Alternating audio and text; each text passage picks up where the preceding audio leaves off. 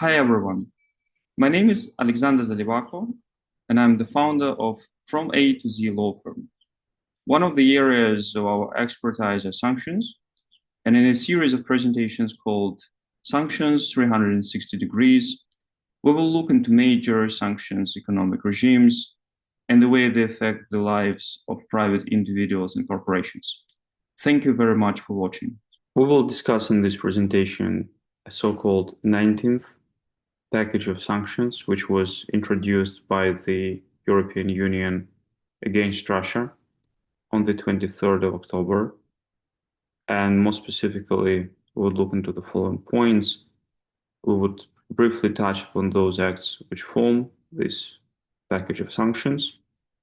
And then we will go through the main sanctions which have been introduced in this package, namely blocking sanctions, then sanctions with respect to the energy sector of Russia, professional services restrictions, which is not that often discussed today, but which is of practical relevance for many small and medium-sized enterprises working in the tourist industries. And then we will touch upon financial sanctions and those sanctions which affect the shipping, aviation, and special economic zones in Russia. So the package was adopted on the 23rd of October, and it includes several measures with respect to two basic Russian sanctions regulations. Regulation 833, which deals with so-called sectoral sanctions, and Regulation 269, which is the main asset freeze regulations. So both of them are two key regulations which currently set out the EU sanctions program against Russia, and they were amended first by the decisions passed by the Council within the framework of the Common Foreign and Security Policy, as sanctions matters fall within that pillar, and then following the adoption of those decisions, on the same day, the actual amendments to the regulations were made to make those amendments binding in between the natural persons and corporations operating within the EU. So although there are, in essence, duplicating categories of acts, what is relevant for the EU operators or EU nationals is actually the second set of measures, namely those which amend regulations 833 and 267. We also note that although the sanctions is called sanctions imposed against Russia, similar sanctions were imposed also against Belarus for its alleged involvement in the Russia's war against Ukraine. And those amendments were similarly set out by the amending the relevant common foreign and security policy decision with respect to Belarusian sanctions, as well as the relevant regulation 765. In case of Belarus, there is just one regulation, which combines both asset freeze and sectoral sanctions. But in essence, that regulation includes very similar restrictions to those which the European Union imposed with respect to Russia. We focus in this presentation on those restrictions which are relevant for Russia, but in essence, as I mentioned, Belarusian restrictions are aligned with those. Nevertheless, certainly for any specific question, it's useful to consult the exact text of the regulation. So we start by blocking sanctions, which are the most comprehensive in their scope. And we have two types of changes. This type, first to the legal structure of the regulation itself. There were some technical but very helpful amendments made. Now the definition of ownership and control with respect to a company is explicitly set out in Regulation 269, and in essence, it replicates the already commonly used wording from the Regulation 2580, which deals with terrorist matters, as well as guidelines and best practices on the application of the sanctions. Important points to note is that the definition of control is not closed, as it is in both Regulation 2580 and the guidelines on sanctions implementations, as well as the de facto control concept is retained. For more information on the concept of control, we refer to two videos which we published on our website, which discusses these concepts at length. So it's helpful addition, which certainly makes more certain as to the scope of those concepts in the context of the EU sanctions against Russia. Another important addition from the perspective of legal certainty is the deletion of the reference to natural or legal persons or bodies associated with them in the Article 2, which actually sets out the asset-free sanctions.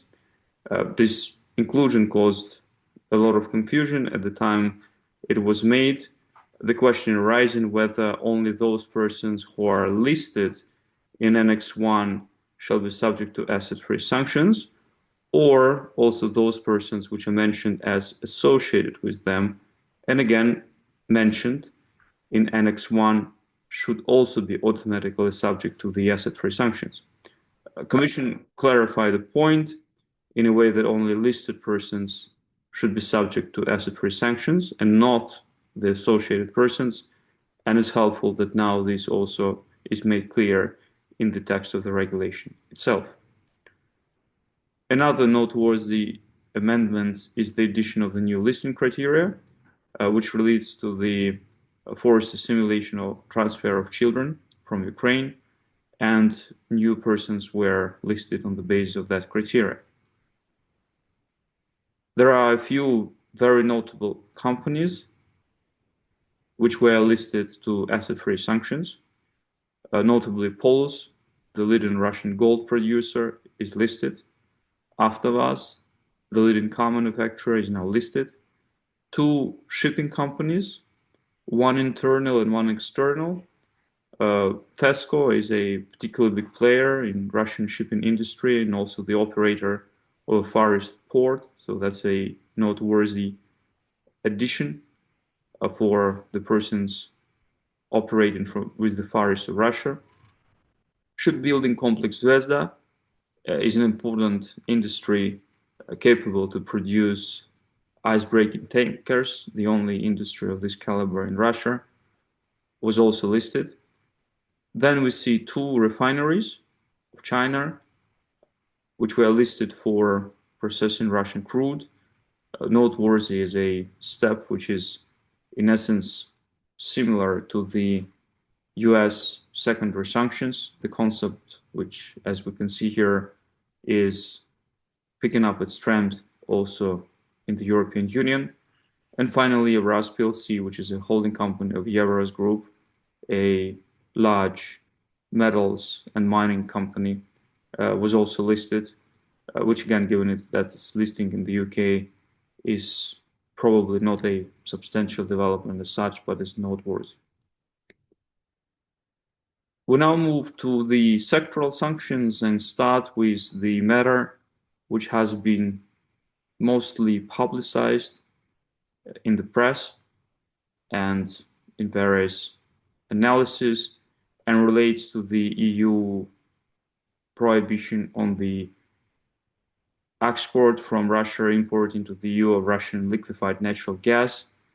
There's been much discussion that following 2022, the inflow of Russian LNG in the European market is actually increasing, and we discussed the EU sanctions with respect to Russian pipeline gas and Russian LNG in a separate video earlier during this series. Important to note is that now there is the ban which enters into force with respect to short-term contracts already end of April next year, and with respect to long-term contracts, those which exceed a period of 1 year, end of 2027. We've discussed at length the obvious limitations for imposing this sort of sanctions with respect to a world traded commodity like LNG in the global market economy. We saw this with the limited embargo on Russian crude, which has been just reoriented to different markets, with the EU now purchasing from those markets which were earlier supplying this type of product to China and India. Likely the same will happen here, but it's a important point which has been, at least from the political perspective, discussed in length, and now it became a law. For a practitioner, the point to note, apart from the deadlines, which relate to the prohibition to purchase, import, transfer Russian LNG, is a question whether that prohibition will be interpreted as a worldwide ban, meaning that an EU operator or an EU, for example, insurance company cannot insure Russian LNG, even if that LNG is transported, for example, from Russia to China. So it has nothing to do with the territory of the European Union and has nothing to do with the transportation or transfer of the LNG within the jurisdiction of the European Union. We saw a different approach taken to this question with respect to other Russian commodities, notably a similarly worded language with respect to dealing in Russian seaborne oil is interpreted as only Europe-related prohibition. So there is no restriction for EU operators to deal with Russian seaborne oil with respect to foreign jurisdictions to the extent it's traded below oil price cap. And a different approach was taken with respect to Russian, for example, coal or gold, where the relevant prohibition interprets as a worldwide prohibition for EU persons to deal in Russian gold or coal, which in fact means that, for example, a trader located in the European Union may not trade in Russian coal, even if the physical delivery of that coal goes from, for example, Far East Russia or the border to China or to, for example, Korea. In this sense, it seems likely, one may say almost certain, that the prohibition on LNG will be interpreted similarly to that prohibition for dealing in coal or Russian gold, namely as a worldwide prohibition.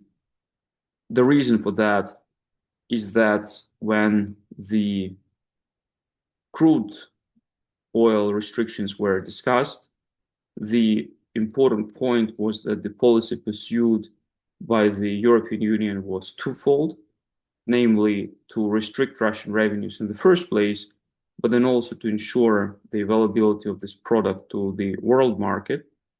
And to deal with the latter, a price cap mechanism was introduced. And as a reverse to that, the European operators, insurance companies, and banks were still permitted to process transactions, provide insurance, or provide, for example, shipping services to Russian crude to the extent it's traded below the oil price cap. We don't see any of these dual objectives with respect to Russian LNG. The objective, which is mentioned in the recital dealing with the measure, refers just to the objective to decrease the revenues of Russia from the sale of LNG. We don't see anything similar to the oil price cap mechanism applying to Russian LNG, and accordingly, it seems to be more likely than not that the interpretation will be the same as for Russian coal and gold, namely general prohibition for European traders or insurance companies or shipping companies to deal in Russian LNG. There is a cover to this, the recital also mentions somehow that the transactions shall relate to the territory of the Union. So one certainly cannot exclude that eventually the European Commission will take a broader look on the matter for one reason or another, and will make this treatment similar to Russian crude. That's something where we'll just have to wait for the next round of Commission FAQs. But in the absence of such, a more conservative approach seems to be more justified. This being the case, it's likely that this type of measures would result in multiple litigations, given that a substantial number of LNG is actually purchased under long-term contracts, which certainly exceed the deadline for the termination of that relationships given as the 1st of January 2027. Those contracts would typically not be subject to the laws of the European Union, but either to the laws of the England or Hong Kong or Singapore, those type of common law jurisdictions. And as the deliveries of those LNG volumes would be typically outside of the European Union, then a question arises whether those contracts could be legitimately terminated by the EU operators on the basis of these provisions. That's an interesting point to note and a risk for these operators to assess.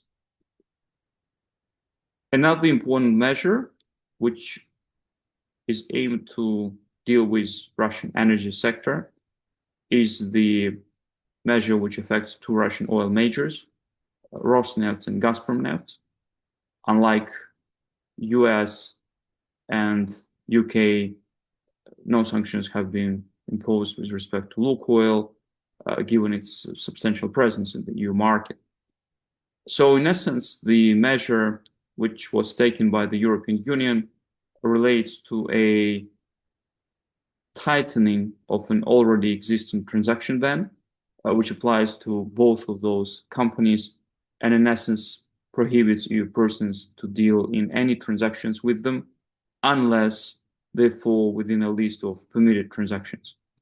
One of those permitted transactions related to the permitted deliveries of crude from Russia to the European Union, which is still permitted by pipeline, and certain exemptions for Croatia exist, for example, also with respect to seaborne oil, but mainly by Southern Druzhba pipeline, the deliveries are made to Hungary and Slovakia.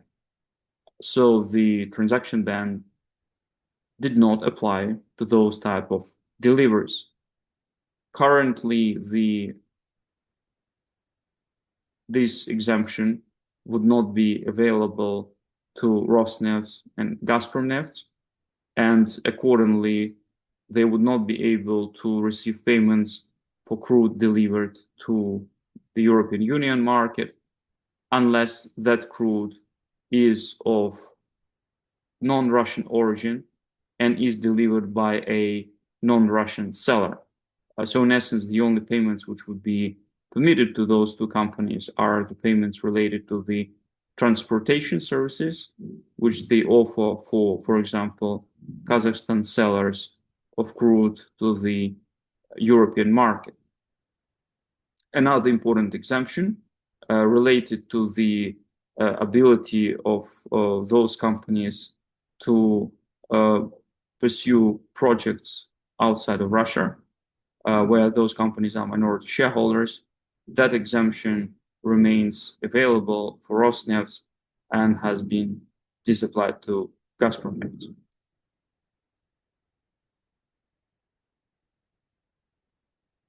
We move on to discussing the new restrictions which have been imposed for the EU operators providing professional services to Russia. It's an important restriction which is often neglected in day-to-day business because it mainly affects small and medium-sized enterprises. So certainly it's not something which captures the headlines in the press that often, but it's also often for this reason that this becomes sidelined, ignored, and then quite often recently results in some prosecutions initiated by national competent authorities.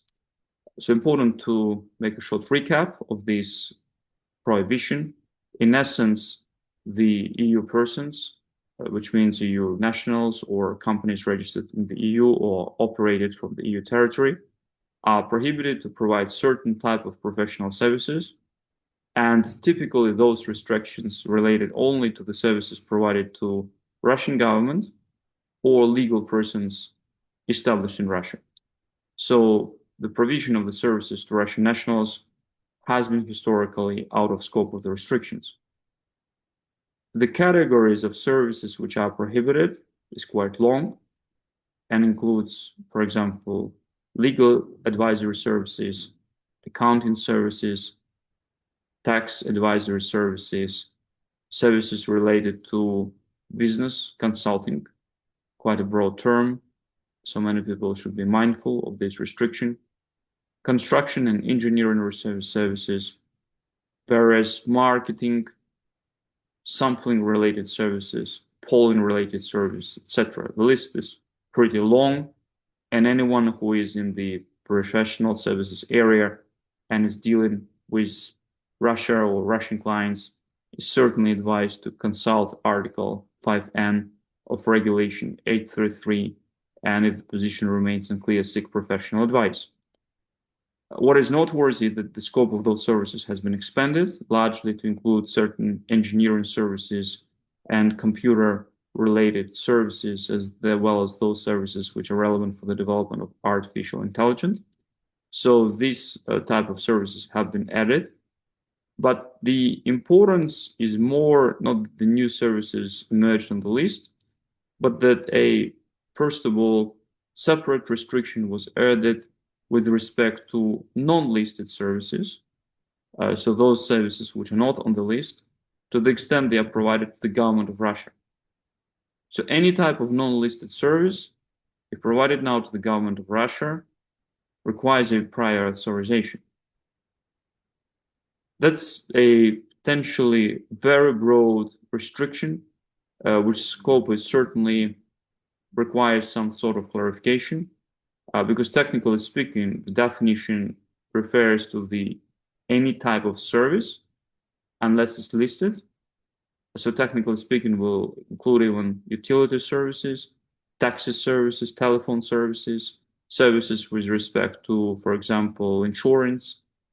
And certainly there are many representatives of the Russian governments are living outside of Russia in the European Union.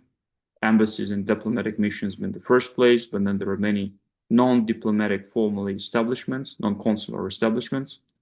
There is an exemption for diplomatic and consular missions where an authorization may be sought, but ultimately there are many also government officials which are formally not qualified as the members of the diplomatic and consular missions. And the question arises where all types of services which I've just described would require separate authorization. Seems unlikely as a common sense matter, given that these type of services are even exempt from the asset freeze type of sanctions, which are the strictest categories of sanctions applicable in the European Union. But as I mentioned, the wording is certainly broad, and the people who are related to the government in one way or another certainly need to be mindful of those type of restrictions, and again, seek practical advice from the national competent authorities of the EU member states where they are present. More important than this is a new type of restriction, which was now to be applied to the tourist type of services. The noteworthy point about this restriction is that it does not have a typical carve-out that the prohibition for the provision of the professional services does not apply to individuals. Certainly, tourist services are provided to individuals in the first place, and so this prohibition is not there. There is also no carve-out which exempts EU citizens living in Russia before February 2022 and providing those type of services in Russia. A type of exemption which you have for other professional services, the point of which is quite obvious, not to disrupt the day-to-day life of EU citizens living in Russia. There is no such exemptions for these services. So, for example, an EU person living in Russia already, for example, for 10 years and working as a tourist guide, technically speaking, would be in breach of this prohibition. Important point is that the prohibition prohibits to provide tourist services rather than to receive tourist services.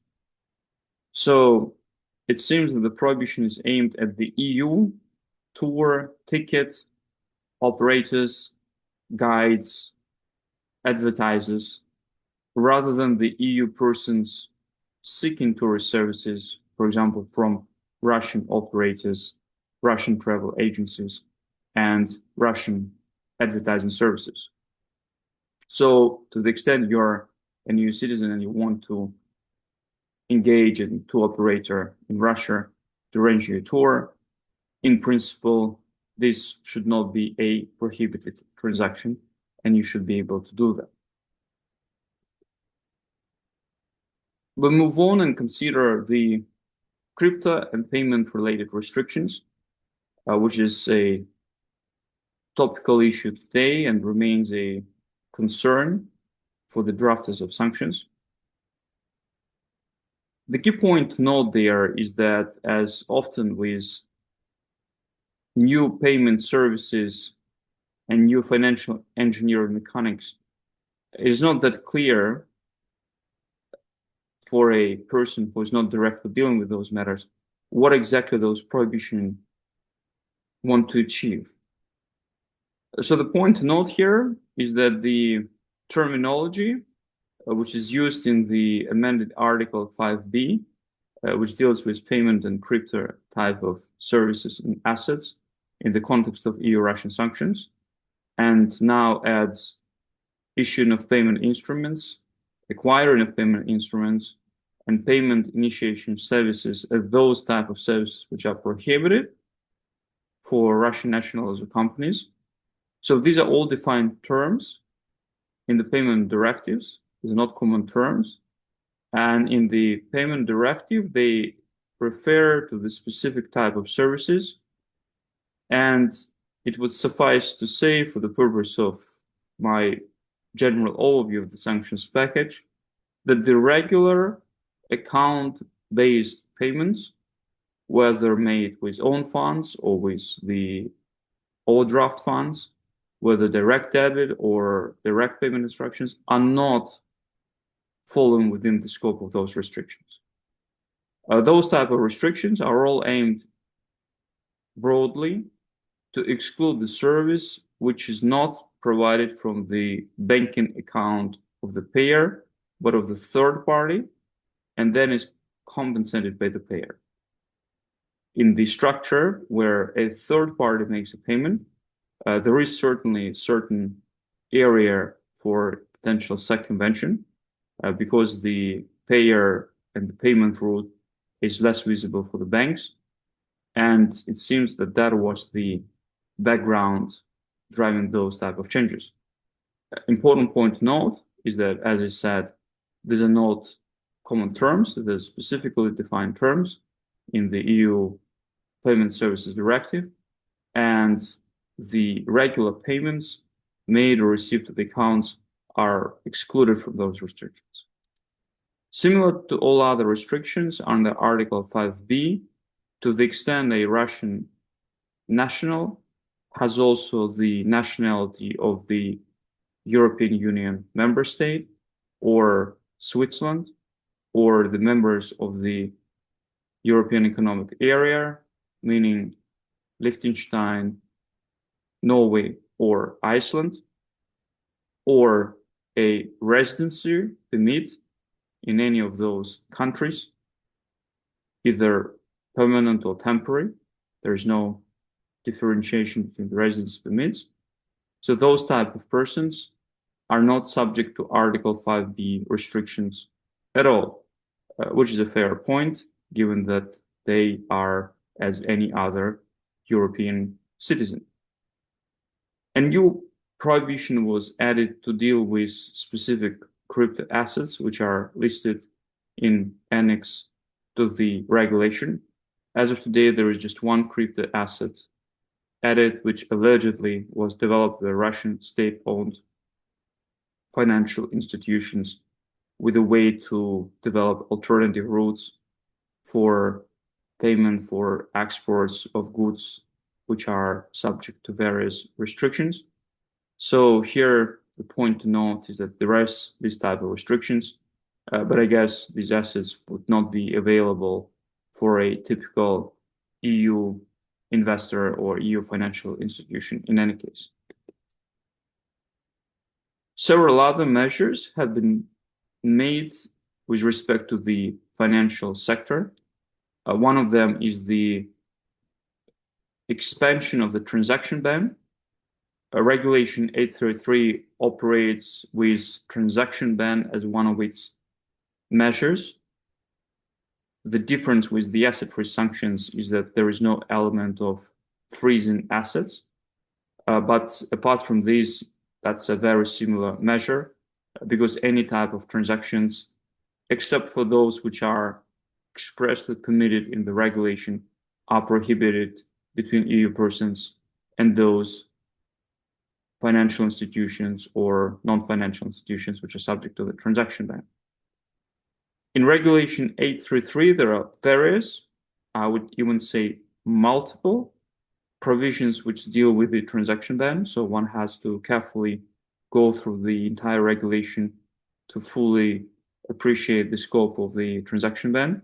We've already discussed, even in this presentation, transaction ban made under Article 5AA, which relates primarily to Russian state-owned companies, where most of the Russian majors would appear. But there are other provisions, and one of them is Article 5H, which is the main provision under which the European Union appoints Russian financial institutions for the purpose of transaction ban limitations. Multiple banks have already been appointed. Many of them are the largest Russian banks, which are similarly subject to the asset-free sanctions. So there is a certain overlap of those restrictions. And here one note that 5 additional banks were added to the transaction ban sanctions from Russia. Transaction ban, as I said, is not a single provision. In Regulation 833, there are multiple. So another one is actually Article 5AD, which provides for a similar type of measure, namely transaction ban, but this time applicable to, formally speaking, non-EU, but de facto non-Russian financial institutions, which in the judgment of the Council either deal with listed persons or frustrate the purposes of the regulations or support Russia's war in Ukraine. And then there is a separate provision with respect to the non-financial institutions who may be placed under the transaction ban for engaging in the transactions which do not respect the oil price cap. So we see here, again, several non-Russian banks being added, both to Article Part A of the relevant annex, namely for frustrating the purposes of the European sanctions. We see 2 banks from Kyrgyzstan and 3 banks from Tajikistan, as well as the companies were added for the alleged non-respect of the Russian oil price cap. Another noteworthy measure in the financial sector was additional pressure against those non-Russian financial institutions which want to get connected to the Russian so-called alternative SWIFTs, namely the SPFS or other messaging systems, a restriction which has been in place already for a while. And this restriction has now been expanded to include the Russian system for fast payments, as well as the Russian national payment card called NIR. Technically speaking, both of those systems, as operated by the Russian central bank, would fall within the existing restriction. And here it seems that what is added is just a matter of clarity and potential pressure on non-Russian financial institutions in terms of renouncing cooperation with those financial systems.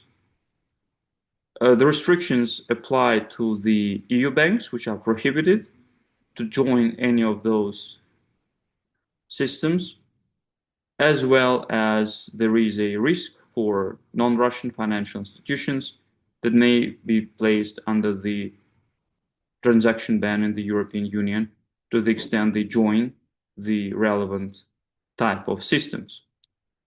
We can see from those banks which are already on the list that these are primarily,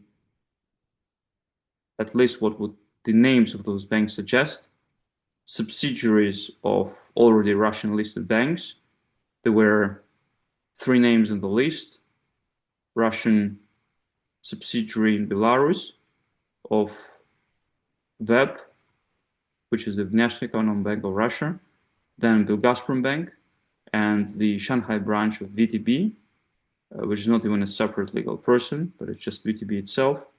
And then we see new banks added to this list, which are the Alpha Bank of Belarus, Sbank Bank of Belarus, VTB, and VTB of Belarus and Kazakhstan.